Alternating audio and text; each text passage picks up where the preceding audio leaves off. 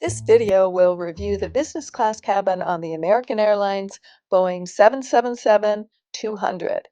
In one trip to Madrid, I was able to see two different cabin layouts on the same type of plane. This was because of a flight problem, which I'll explain later. I was booked on an American Airlines flight from Phoenix to Madrid with a stopover in Philadelphia. When I got to the airport in Phoenix, I got a call from American saying my flight from Philadelphia to Madrid was overbooked and they were looking for volunteers to switch flights.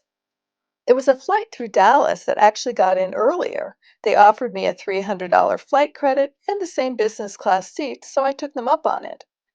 The 2-hour and 20-minute flight from Phoenix to Dallas was in a regular business class seat. The flight was comfortable, uneventful, and we arrived on time. During the layover in Dallas-Fort Worth, I used the Flagship Airport Lounge, which I will get to later. Boarding for the flight to Madrid went smoothly and on time. The Flagship cabin is set up in a 1-to-1 configuration. When I got to my window seat, it looked like this, with a blanket and pillow bag on the seat, slippers in a side pocket, and an amenity kit, menu, and headphones on the side table. Above the side table were some USB ports and international electrical outlets.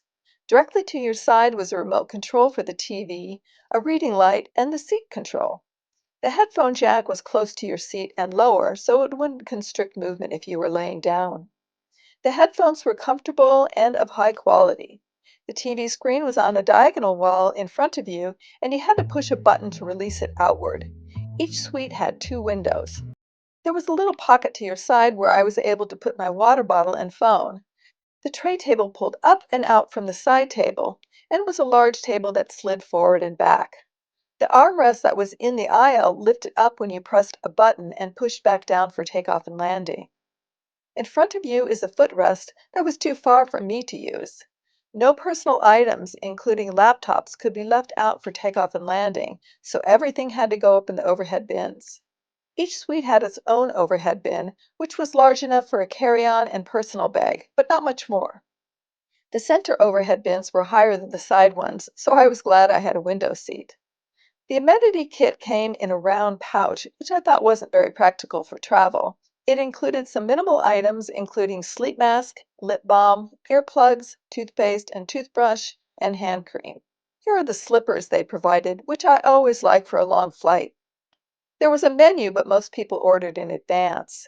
They had appetizers, entrees, and desserts on the menu, as well as wine and beer. We had been on the plane and ready to go when they announced there was an electrical problem with the plane and they would have to find another plane to take us to Madrid.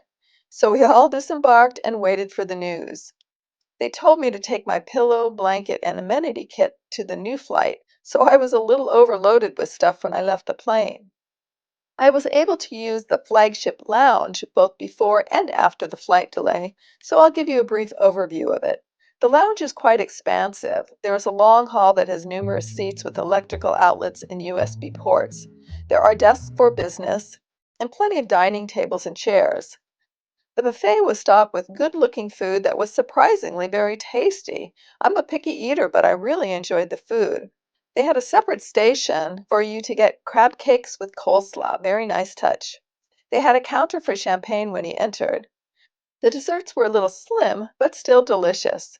There were also plenty of self-serve drink stations, including a wine bar. Towards the back was the flagship dining room. I had already eaten at the buffet, but was curious, so I stepped inside. I was told you needed a special invitation, which they would give you upon entrance. I didn't get one, but she allowed me to take a few pictures. There were also showers and clean toilets. I headed back out to the gate about an hour before they said the new plane would depart, and eventually we started boarding. The plane was still a Boeing 777-200, but the cubicles had a different configuration. I'm not sure which plane was older since they both look a little bit dated. When I arrived, the seat looked like this. They didn't have the amenity kit since they told us to bring it from the previous flight, but there was a pillow, blanket, slippers, and headset. Since they had already taken our orders on the other plane, there was no menu. This cubicle had the TV directly in front of you, no pushing buttons to have it swing out. And the tray table was directly in front too, which I liked. It was simpler to operate. There was a little switch underneath it that allowed you to slide it forward and back. It was a large table. There were two covered bins to the side. They formed a side table, but when you opened them, you could put a few small items inside. The remote control was hidden in there. There were two USB ports and one international electrical outlet. To the side was a small screen that operated the seat. I couldn't find it at first because it was black. You had to touch it to make it light up.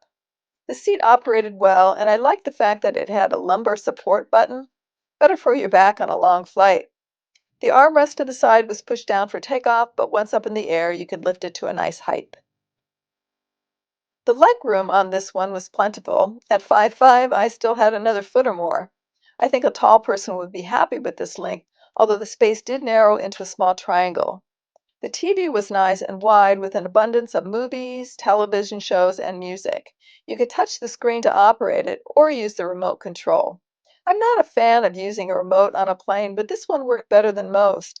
It was a mini screen that mirrored the TV, so if you were lying flat on the bed, you could operate the TV from there. The toilet on this plane, as well as the previous plane, was small. Once up in the air, they immediately started the food service. They passed out water bottles and hot nuts and took drink orders. I ordered some chamomile tea that I hoped would help me get some sleep on the plane. Next, they passed out the appetizers, which consisted of a tasty arugula salad and shrimp. They also walked through the aisles with a choice of bread rolls, which I declined. After retrieving the appetizer plates, they served the entrees. I had ordered sea bass, which was served with mashed potatoes and carrots. I had eaten enough in the lounge, so wasn't that hungry, but I ended up eating more of it than planned. The sea bass was cooked well and had some wonderfully seasoned sauce. I would say the meal exceeded my expectations. I passed on the dessert, which consisted of an ice cream sundae, fruit, and cheese plate, or chocolate tart. I was now 7 hours from landing and wanted to get some sleep. I laid the bed out flat. The bad news was the seat extended fully, but on a slight tilt downward. It also had a few bumps and was quite narrow. I thought the tray table design was good until I realized that when you are trying to sleep, you can't really roll without banging your knees into it. The good news is I really liked the pillow, which was memory foam and much more substantial than I've received on other flights. The blanket was comfortable too. I can't say I slept very well, although I nodded off a few times. About an hour before landing, they turned the lights up and came through with breakfast. There was a choice of a fruit plate or frittata. I opted for the fruit plate, which came with a good assortment of fresh fruit, granola, and yogurt. They also gave you an option for bread of croissant, ciabatta roll, or cinnamon roll. The flight made up a little time and we arrived about 2 hours and 45 minutes late. Obviously, it wasn't the smoothest ordeal, and I had to regret changing from my original flight, which of course arrived on time. However, I was very glad that the delay was at Dallas Fort Worth, an American Airlines hub, so that they had another airplane they could transfer us to. It usually isn't that simple. If you have questions, feel free to ask in the comments section. For senior and solo travelers, check out the Senior Solo Travel website and Travel Facebook forum, where you can interact with other travelers. And if you'd like to follow my senior and solo travel journeys, please like and subscribe. Cheers!